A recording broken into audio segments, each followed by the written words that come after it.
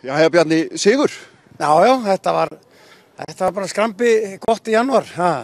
En eins og þessi leikur svona þróaðist, þetta var nú svona blikarnir meira með boltan og svona óði í færum en þeir fundi ekki klufu. Já, það er Breiðablik alltaf meira með boltan en hinn, sko.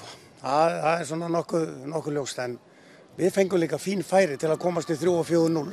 Það má ekki gleyma því heldur, en við bara, þetta var bara vel gert hjá strákunum og við vorum duglegir og hlupum mikið og kom mér óvart.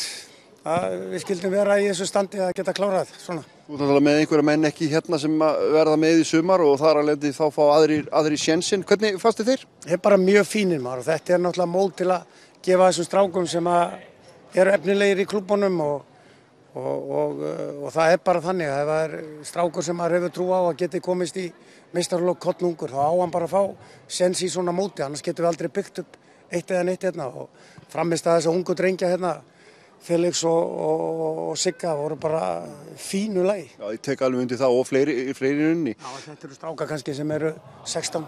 Já, það er nákvæmlega þannig. En segðu mér Bjarni, svona, við vitum nú söguna með Vestmannaeyjar, þú ert með í rauninni 2 liði yfir veturinn, hvernig er staðan á þessu núna? Hún er bara fín, við erum bara að finna rétta taktin í þetta og koma okkur vel fyrir hérna upp á landi og sparkhöllin hérna upp í Víkurhvarfi, hún rettar okkur núna, frábær viðbót við þessa flóru sem við æfum inni við veturinn og við bara tökum þetta á gamla taktinum og æfum í 2 hópum og svo er þetta bara hrikalega skemmtilegt þegar við hittumst. Nákvæmlega og þið eru á leiðinni heim, 13. gleði heim? Já, það er Herjólfur bara korter yfir 7 og 4 heim í kvöld og svo ekki fyrir ná þjóðatíð.